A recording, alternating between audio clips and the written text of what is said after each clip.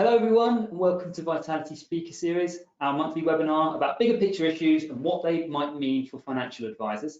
I'm joined in the studio today, the first of the time we've used the Vitality Studio to record a webinar live for Vitality Speaker Series. I'm joined by Robyn Allen. Thanks for joining us, Robyn. You're welcome. Before we start and dig into the conversation, we've got lots to cover in the next sort of 45 minutes or so. And please remember you can ask your questions to Robyn, which we'll be able to ask throughout the broadcast. Before we kick off the conversation, I'd like to tell you a little bit about what we've got planned for the next speaker series on the 17th of November.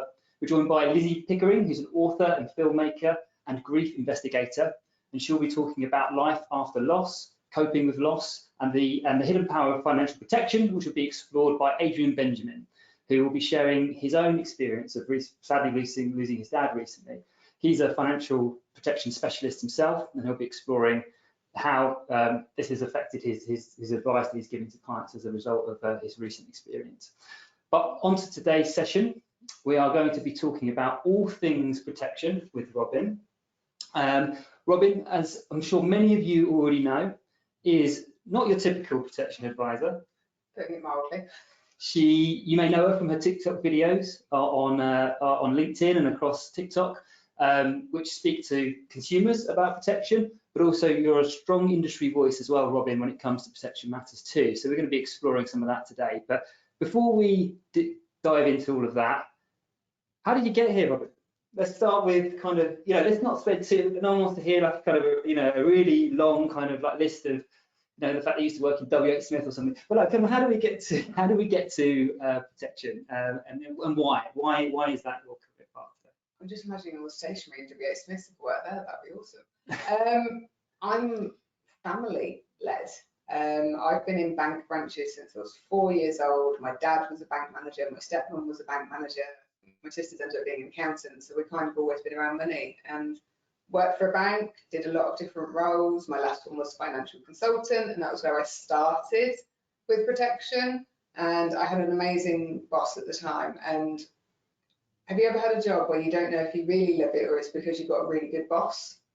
It was one of those. And after I got made redundant, I did some soul searching and kind of was like, what am I doing with my life? Pulled myself back together and went, oh, I actually really did like that job after I thought about it, and approached a network and started at my own firm, and 6.5 years later, here I am. It was kind of if you'd have told me 10 years ago this is what I'd be doing, I'd have gone, no, couldn't possibly do that. That's not in my future. And now I can't imagine doing anything else. It's funny that, isn't it? I don't know if this is true of our viewers. It certainly is for me. And you speak to people in the industry, we don't wake up one day and think, I want to work in life insurance. Well, it's so often, certainly it's true of my experience, we kind of somehow sort of fall into it. But for me as well, I don't know if this is the same for you, but when we're finally in this industry, we kind of realise it's the right place to be. I think you find a love for it. I always say to people, you do not wake up one day and sort of put your hands up and go, I love insurance, without any prior experience. But once you're here, I think, and you realise the impact you can have on people, the difference you can make. And sometimes that's with your clients, and sometimes that is with other advisors and other firms, and the impact you can have just overall. It becomes slightly addictive, because if your driver is to help people, you can help people in so many ways. That's what I loved about financial services right from the off. I could help everybody, and I saw a variety of people. So I'd have somebody coming to draw 86 pence of their last 87 pence because their benefits didn't go in until midnight, to somebody coming to take tens of thousands of pounds out in cash to go and buy their brand new car. And I saw every walk of life, and I could help them, and I can still do that now. There's something about protection advice as well. It's not just about making clients richer, which a lot of financial advice is often about. It's actually about making sure they don't fall into financial that sort of risk or danger. And there's an element of I don't want to say altruism, but there's sort of meaning in that, right? And I think a lot of protection advisors that I speak to talk about that sense of purpose. They talk about the fact that's why they get up in the morning. Is that true of you? Yeah, especially when you're helping somebody, and a lot of the time people will start investigating protection on its own because something has happened. They are reactive to something that they've experienced, their friend has experienced, their family. and being able to guide them through it and take them from, I have no idea what this is and what I need, but I know I need something, to them fully understanding it and going, right, so if this happens, I get this, and if this happens, I get that, it's the light bulb moment you see through the journey, but it's also knowing you're the one that's secured their financial safety net and you're the one that's put it up. And everybody's is different. So some people want a small safety net. They're happy to walk the tightrope of life with minimal protection, and some want a huge one because they're afraid they're going to jump off the line rather than just fall off, but that's okay. Yeah, I mean, when I took out protection quite recently after the birth of my daughter, I felt this sense of relief. There was this sort of sigh of like, ah, I've done that now. I knew it was the right thing to do. That's a real gift, isn't it? We're kind of giving that to people. Yeah, and there are some people that wouldn't want to admit it. There are some people where you have one partner really bought into the process and they understand and they want that feeling that you've achieved, and the other partner's still not there yet. And a lot of the time it's a mental block, it's a mental wall, because every advisor has heard this, they'll be fine. My favourite one has been, they'll marry rich. Okay, I don't really think they're going to be going on Plenty of Fish the day after your funeral, just to throw that out there. But I think as advisors, we have to challenge that. We have to kind of call that out and say, is that how you really feel, or are you just throwing this out there to protect yourself? Almost bursting that bubble, that it won't happen to me, that optimism bias, that ultimately that bad things don't happen to me, they happen to someone else. And so there's a, and we'll come on to how you kind of present that to clients. But before we do, it would be remiss of us not to sort of talk about your activity on social media. Like I said at the beginning, you're a different type of financial advisor or protection advisor, and you've taken the industry, in my opinion, by storm by presenting a new take on protection, using social media as your vehicle, as your channel, to bring it to life. We at Vitality love that, you know, that we're all about kind of like breathing life into insurance. So how did all that come about? Did you wake up one day and think, I'm going to become a social media influencer as a protection advisor too? You know, I'm curious to know. No, never. Thank you very much for saying that. And I'm not the only one that does it. And I've seen, especially over the last couple of years, there are so many more of us, and it's so much fun. And I love meeting them. I met Reece Schofield in real life last week, and he's awesome as well. But it came around because I was this advisor a few years ago who said, I must see my clients face to face. I must be looking them in the eye. I went to networking meetings, business ones, again, face to face. I was on the road all day. I don't actually know how I did any work at that point, I must admit, because I was always in the car. And the pandemic was coming. And I say that because about a week before, I kind of dealt with my own feelings and I went, okay, I'm going to start staying home. And then the following week was the lockdowns were being announced. And I could just see, especially on LinkedIn, the atmosphere. And I want to do something really positive. But, oh my God, I spent ages yesterday putting videos together and subtitling it. And that felt really boring. So and that was how the shout outs came out, the Friday shout outs, because I couldn't be bothered to subtitle a video and it sounded strange being quiet. So I added some music. But it became really obvious that, okay, if I can't go networking, LinkedIn is now my network. So I need to be there consistently. So I started trying different types of videos, and it was all the ones where I'd have to do clips and then edit and top and tail them, and they will work. And it wasn't making my heart sing, I'll be honest. That's why you don't see that many types of video from me, because they're hard. And I found TikTok that winter, and it was over my 2-week Christmas break that I give myself every year, and I can't wait for this year. But I just sort of went on TikTok and was like, oh, okay, I'm kind of vibing with this. And how easy is it? Oh my God, I can create all the little clips of footage together in one place. And oh, I can add text. Oh, and I can, and it was my own light bulb moment of, okay, this is an easier way to make video content. It's quicker. I can save drafts really easily and not worry about where they are in my camera roll, because I don't know about you guys, but my camera roll is a mess on my iPhone, absolutely. And I was like, okay, I'm loving this. And I committed to myself I was going to post a piece of content every weekday during 2021. And bar when I was on holiday, I did it. And it's that consistency and that love for it, I think, that helped to catapult it, because I enjoy what I do. So there's quite a few tips hidden in that, actually, for any of those advisors watching, thinking, oh, I'd like to start using TikTok, give it a try. I guess what I heard there was actually TikTok's great because you can keep it simple. It's quite easy to use, and you don't have to go through the rigmarole of filming things and kind of actually thinking too much about it. So you can get stuff out there quick. And the other thing is kind of the consistency, keeping that steady drumbeat. Just make sure that there's a visibility there. So what I'm curious to know is I can see from your TikTok channel, it's become really successful.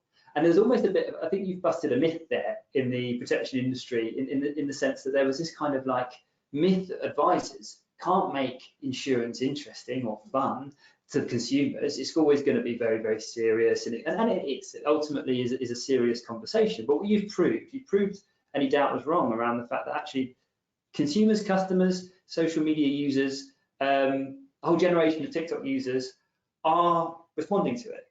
They get it, or they're enjoying it. Has that been your experience? No, absolutely. And it is the myth that because it's regulated, it has to be super serious all of the time. And don't get me wrong, I can do serious. I'm very sensible when it comes to my advice, but just because I deliver it in such a way. But it's also, I think there's misconceptions out there on what you post. And well, if you want to talk about insurance, you must post about insurance every day.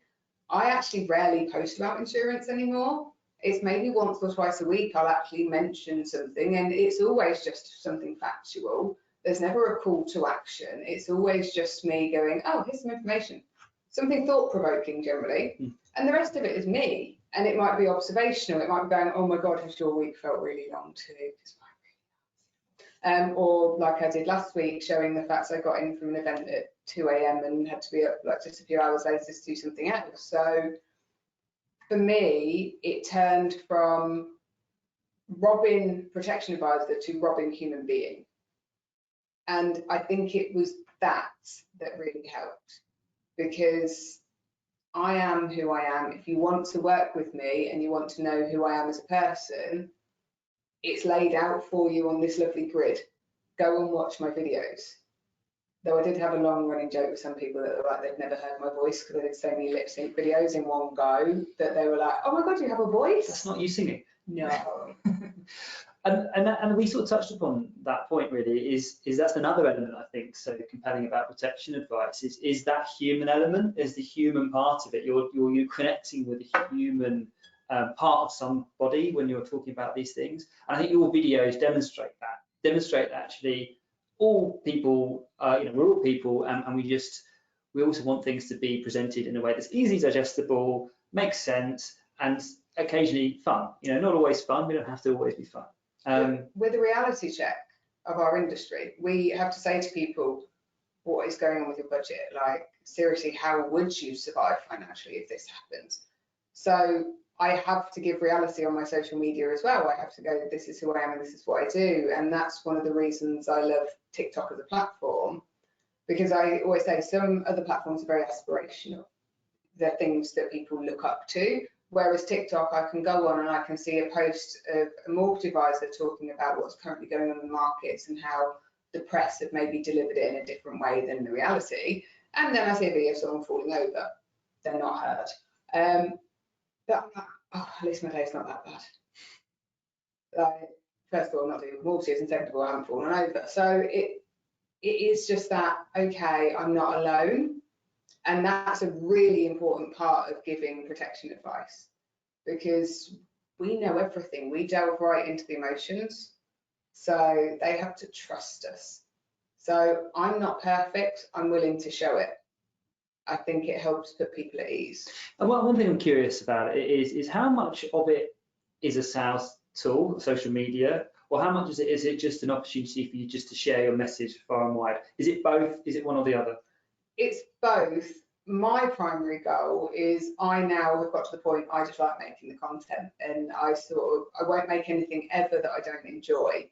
So if I've tried to use a sound and it's just not working, it will go straight into the delete pile. It's not even going to stay around anymore. But it does happen to also then bring in leads and sales, because people connect with me, they vibe with me, they look at me and go, okay, that's someone I think I could go and have this conversation with. Because there's our generation, probably the millennials, they have a preconception of what financial advisors are going to look like, sound like, and how they're going to talk to them. And then they see someone like me or any of the others that use TikTok in this way, and they go, oh, you're not what I thought. And that helps them to connect with us. And how much of that, presumably, quite a lot of that is a generation that is not your typical protection buying age demographic, or just entering an age demographic with associated. I mean, I mentioned earlier, I took out protection when my daughter was born, obvious trigger point. But like you said, in the millennial sort of age bracket or generational bracket, and I'm not on TikTok. I'm a bit of a dinosaur when it comes to that sort of thing. But there's people that are younger than me that are using TikTok. Are they the sorts of people that you're able to connect with? And arguably, we've had a real issue with the protection gap in the industry where we haven't been connecting with this generation easily. No, absolutely, because TikTok is actually becoming a platform that Gen Z, I always forget. I think the next one's Gen Alpha. I feel really old. I don't know. But they're using TikTok as a search platform now, because they'll type in how to change a light bulb, and they know they're going to get short videos of how to change a light bulb from people who just want to help. They're not going to get a 10-minute YouTube video where you need to find the exact moment they tell you what to do. You're not going to get some words you have to read. You're going to find a TikTok from someone you can relate to. Shopping has increased massively on TikTok now for actual products rather than just services. So you have to go where the people are. And I mean, this week alone, I was speaking to a 17-year-old. They turn 18 towards the end of the year, and they wanted to understand insurance. And when I explained it, they went, that makes a lot of sense. And I was like going, really? Nice. Because there has been a disconnect for so long. Financial education in schools is a whole other thing, but the more we talk about it, the more we will see a turn of the tide. Car insurance. We've all had a conversation about our car insurance renewal, haven't we? Everybody. Well, I don't drive yet, but home insurance. But we've all had that conversation with someone who's like, oh, my renewal came through and all that price and I've had to do this, but nobody talks that way about their protection. And that's because it's just not talked about. So if we start to do it and we make it mainstream, you'd hope there'd be a positive result. Yeah, the evolution of social media is a really interesting one with big tech. I mean, a similar trend you saw not for insurance, but Facebook Marketplace, right? Facebook used to be a place where I posted my photos from my holiday. Now I can buy some furniture, you know, and it's interesting. I don't use TikTok, but it's interesting that people are searching things, and I can imagine that's a traffic generation to your page. You talked about kind of how people tend to have an association with financial advisors. I think we could all agree that it's a very male-dominated industry. It has historically. We've seen quite a lot of change over the last in the time I've been in the industry over the last 5 years or so. How progressive do you think it's getting in the time that you've been in the industry? Are we becoming more diverse? You know, do you feel like the industry is changing? Yeah, basically. It is great to see the diversity. And I always ask the question when there's comments made about the lack of females in a room of, is it a lack of females full stop, or is it a lack of females that want to walk into that room? Because I think that always has to be asked, because I have been to events where less than 10% in the room have been female. It doesn't bother me. I don't mind, and I often run like little experiments and see if anybody will actually come up and talk to me, and they don't always. But we need to figure out what the causes are. But I think it's welcoming. I think the tide has turned a lot in protection. We have a lot of strong female leaders in the protection field, and I would almost say it's becoming female dominated with the leadership, which is great to see. But then it flips the other way, and then you should by rights have the same conversation, because equality is equality. But I think wealth side and that side of it is still very male dominated. And I think the questions are starting to be asked, but you can't change what you can't change all the time and straight away. And there are still a lot of customers out there that want a traditional financial advisor. I'm never one that's going to say, you must all be like me. There is a place for everybody. Some people will want an advisor that looks like me. Some will want someone more traditional and traditionally professional looking. And that's great. As long as they get advice, it doesn't matter who it's from. Yeah, and actually choice is the most important thing, diversity of choice. I'll pick up on a point you made a minute ago in just a second, but just to remind our viewers, please do send your questions and comments in. We'll be able to ask Robyn some questions from yourselves towards the end of the discussion. But you made a point about that conversation you had with an 18-year-old about protection. And I do wonder if it was income protection that you spoke about, because I can imagine that's the one that's most appealing to someone of that age. But how do you think the current economic situation is playing into those conversations? And the reason I ask is someone who's 18, 20, 25 going to be potentially more keen to consider protecting their income or becoming more financially secure, given the exposure in the press we've got to the economic situation, notwithstanding the fact that people have obviously got less to spend right now? So I'd be curious to know, without you divulging the contents of that conversation too much, but what are you seeing? Are you seeing that there's a dynamic there where people are aware of the need for protection, arguably, especially in the younger generation, but potentially reluctance to take it out because of budgets?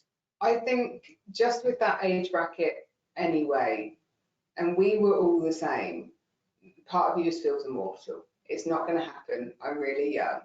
The individual I was talking to was very switched on, very savvy. But my favourite moment was when we just happened to be having a conversation about interest rates and the fact that savings rates have gone up. And sort of said, well, what are they doing right now? And I said, well, go look at your bank, and told him, and he went, oh, that's not very much. And I was like, okay, let me give you a lesson in what the last few years has been like.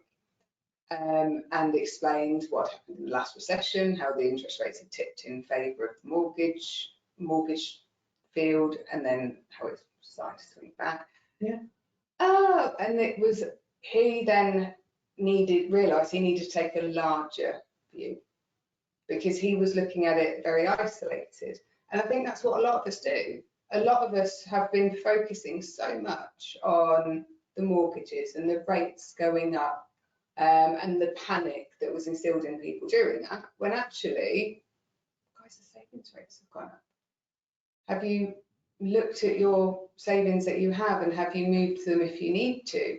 Because this has to be, when we're having these discussions, we have to consider the overall picture and making sure everybody's money is working. Because the discussions I have is, do you have savings? If you don't, okay, we definitely, like, protection is a big one. And if you do, if something goes wrong, do you want to use those savings that you've worked so hard for? Or do you want an insurance policy that's going to help you instead? Yeah, with inflation eroding savings pots, how are we making sure that we're safeguarding that for the future? Yeah. And I guess another opportunity or a real reason to talk about indexation with clients. Absolutely. It's so much easier to talk about it now because we've got real life examples. We can say, what was your energy bill last year? What's your energy bill this year?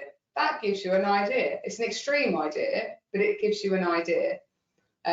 So whatever value of policy we're talking about, I'll put it, I normally use the context of cars or something, and I'm like, look, today it could buy you a high sort of up brand. And, well, actually, I used to use the example of Ford Fiesta, but obviously they're discontinuing them, so I need to think of a different one. Especially because they're Gen Zs, because they'll be like, or Gen Alpha, they'll be like, what's a Ford Fiesta? Ford Fiesta? With that generation now, the cars are starting to disappear. You know, Tesla's right. Started. But it's putting it into a context of something, and energy bills has been a really easy one for advisors, I think, to be able to give that context, really explain how it works and how it's future-proofing it. Because as much as it's nice to, obviously you want to review with your clients every year or two, but you also, it's not always the right thing to be that advisor that's replacing it every 2 years. Because obviously medical conditions that can arise, that means they don't get as good of a term, and being able to have policies out there that are future-proofed, are taking care of them naturally, especially right now, we need the stability. Yeah, and in the past, I could imagine indexation wasn't as easy a conversation because you're ultimately telling them that your insurance is going to go up every year. Yeah. And I guess there's a need to kind of, manage that message, given that people are already thinking about their budgets. And I suppose what we're talking about here is making sure that customer feels like they're getting value. Yeah. And that's always my thing. I always say to people, this is not my money I'm spending, it's yours. And at the end of the day, I need you to look at that direct debit every month, understand what it's doing, and I don't want you to resent it. So if you're looking at this and going, that cost does not marry with that value, I need to go back to the drawing board. Yeah, which is why I guess kind of savings on extra things like kind of gym memberships and other sort of things can actually give them that sort of tangible value. When it comes to avoiding cancellations in the current environment, what are some of your tips to any of the advisors that might be watching? You've kind of touched upon a couple there, making sure that they're aware of why that direct debit is coming out. I guess another part to that question is, are you actually proactively doing something to avoid cancellations right now, rather than waiting for them to all of a sudden just get cancelled? Do you have the sort of relationship with clients where they would come to you and they wouldn't just get rid of it off the bat? It's always a mix. I've had some clients have come to me and their circumstances have changed, and it is the choice between the lights being on or that being paid, and they've had to make a tough decision. And I've supported them through it and said, look, when it's ready to come back. Other times it has been tweaking a policy. Other times it's been me going, hi, this isn't going out anymore. And they go, oh, I've done something I shouldn't have done, and it's coming back on. And half the time it's a mistake. And I think people or advisors can worry if they pick up the phone and the customer sort of might ghost them or tell them, I don't want this policy anymore, and then it's a hurt feelings thing. When we just need to pick up the phone and have the conversation. And if they have decided they don't want it, as long as we do our due diligence and say, right, by cancelling this, that means if this happens, you're going to have to suffer these consequences. Are you prepared to do that? Da, da, da, da. More often than not, it's a mistake or it's something you can talk through. But generally at the minute, a lot of cancellations are me doing replacements, me doing reviews with customers. I've had some recently where they've had a complete change in circumstances, and I mean every part of their life. So we did a review and we've now done everything to set up their new life. But yeah, it's the difference between sort of being a salesperson and almost a consultative advisor, where you're there to support them through their decision-making process and find the best solution. And some insurance is always better than no insurance, and I guess it's delivering that message. So what, on that point, what makes a good advisor in your eyes? Somebody that genuinely puts the client first and isn't worrying about commission, isn't thinking about, okay, this is how much this is going to earn me, and if I do this extra bit, I get more money. I know about what I make per policy, but I don't know who gives me better commission. I don't care who pays it quicker. I go with what's right for the customer. And it's also someone that's going to take the time to really connect with that person. So there are people out there who do a very quick process, they rush it through, they have their set questions, there might not be many soft facts, and that's fine, that's their way. That's not my way. I spend quality time with people, I fully understand them, and every year when I moan about writing the Christmas cards and someone goes, why don't you just get them printed? I'm like, no, because I will write certain messages in them. I will write it to their dog. I will include the new baby that they've had, because I know what's going on in their lives. Yeah. And just to flip that one, what do you think makes a bad advisor? Chasing the money. Let's be honest. If you're chasing the money, you're not necessarily there for the right reasons.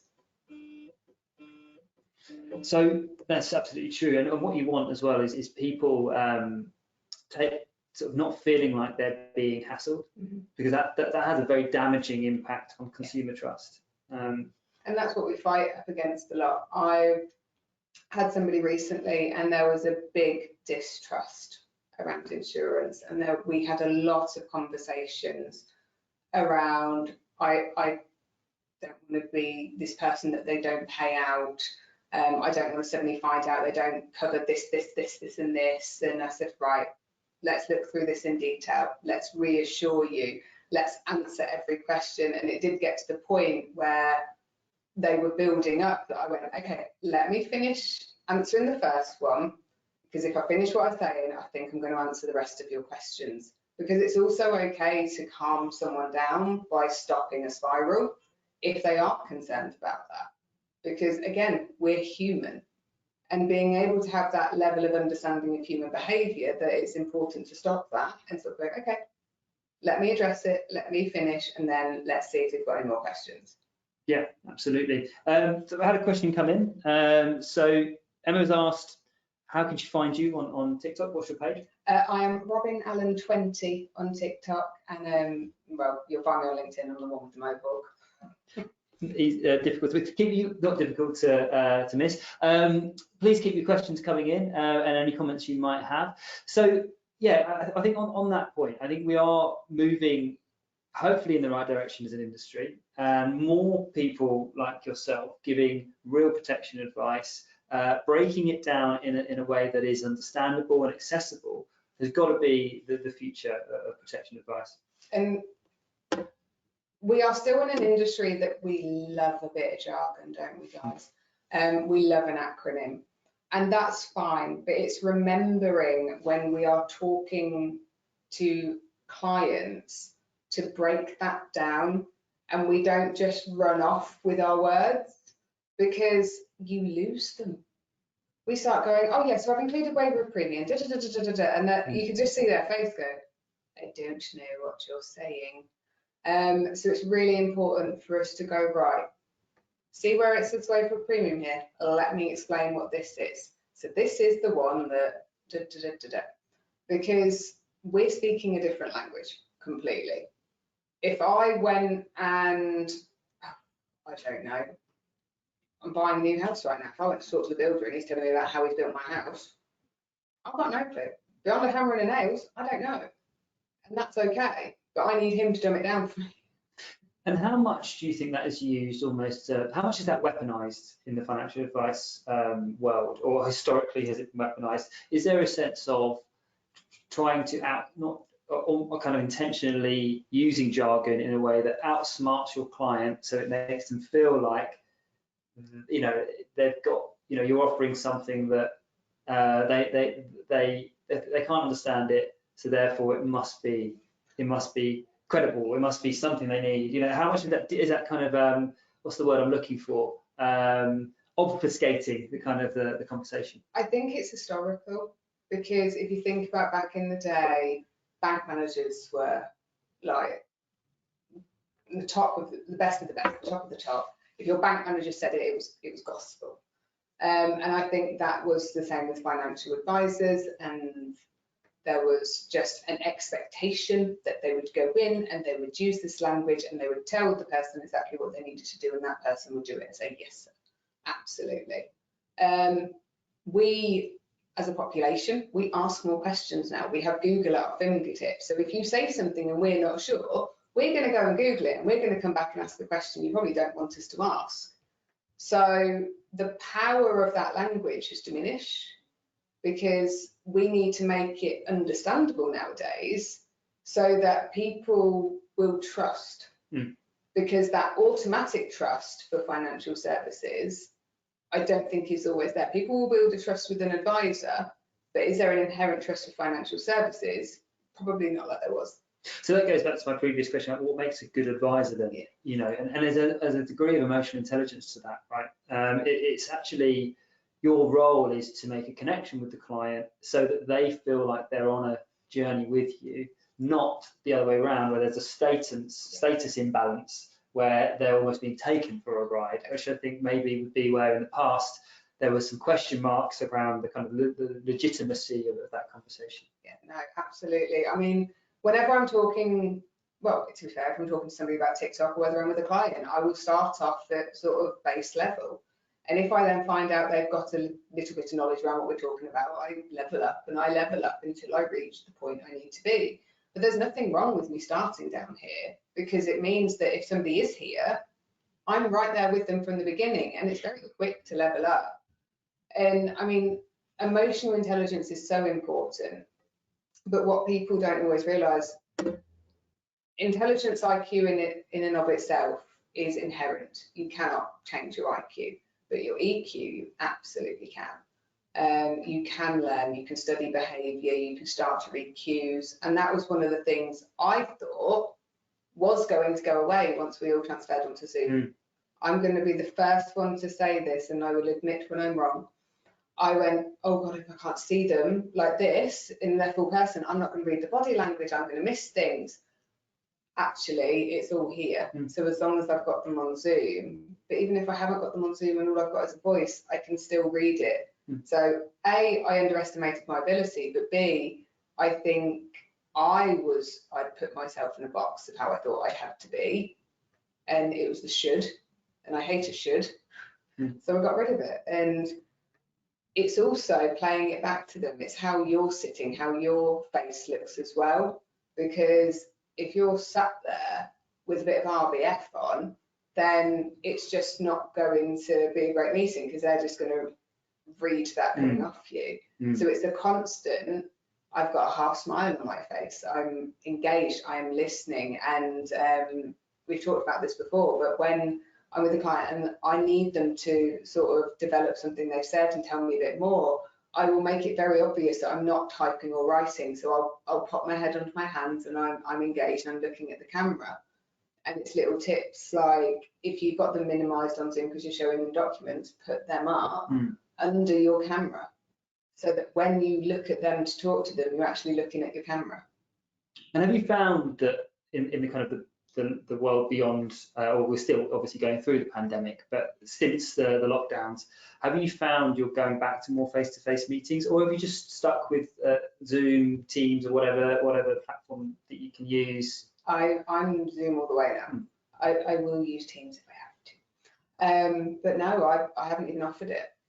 There's a couple locally I've gone to see face-to-face, but it's purely because they're like a 3-minute walk from my office. So I'm not going to not when they've asked for it, but otherwise it's an immediate. If I get an inquiry, fantastic. When do you want to set up a Zoom? And the customers are comfortable with that? Oh no, they're more than comfortable with that, because dressing from the waist up and not having to worry about what a mess your house is. Because that was the other thing that I didn't register back when I was doing face-to-face.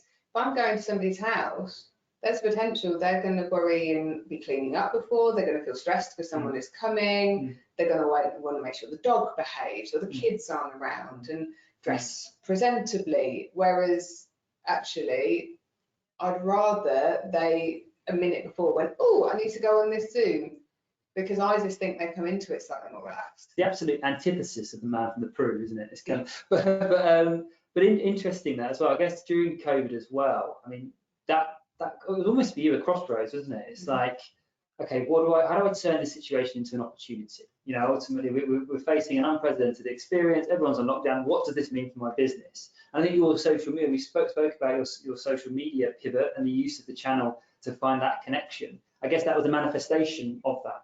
Yeah, it was everything. And I flipped my world on its head completely, because I must be face to face, I must do it this way, I should do it that way, and I went, throw it all out the window. But that's the type of person I am. I'm willing to just turn on a sixpence if it's going to be better for me, because that has to be at the core of it. It has to be what's right for me, because if I'm no good, I can't look after and help anybody else. So I had to go where the people were. The people were online. And even though the world has opened up again, guess what? The people still are. We live online. And it's almost like it was a catalyst in a way. And social media is the kind of, I guess, at the forefront of that. And we talk a lot about kind of how we are talking to a very small sort of consumer base often. And actually maybe social media is the thing that will help unlock it to the masses and close the protection gap that we all as an industry talk about so readily. We're just about running out of time. Thank you so much for joining us. Thanks, Robyn, for being with us. It's been a really interesting conversation. It's fascinating to see where we are in 2022. Let's see where we are in the next 5 years. Maybe you'll be on TikTok. We won't even be on TikTok by then. We'll be on something else, no doubt. Oh no, I don't need to learn something else. I'm too old for that. I mean, on that, what's your advice to those who are kind of getting into social media? How do you start? I mean, there might be a reluctance to invest in something like TikTok because we don't know where we're going to be in a few years' time. If you're investing in yourself and your content, that's the main thing. So you need to figure out what's right for you. I make funny videos. That's what's right for me. But Sometimes it's as simple as static images and with some text over. It doesn't have to be a video, but it just has to be authentic to you and consistent. And as long as it's those two things, you will find your way. Brilliant advice. Thanks so much for joining us, everyone. And Robyn, thanks for being with us today. It's been great to do it in person. I know. I got to come to London again. Again. Thanks, everyone.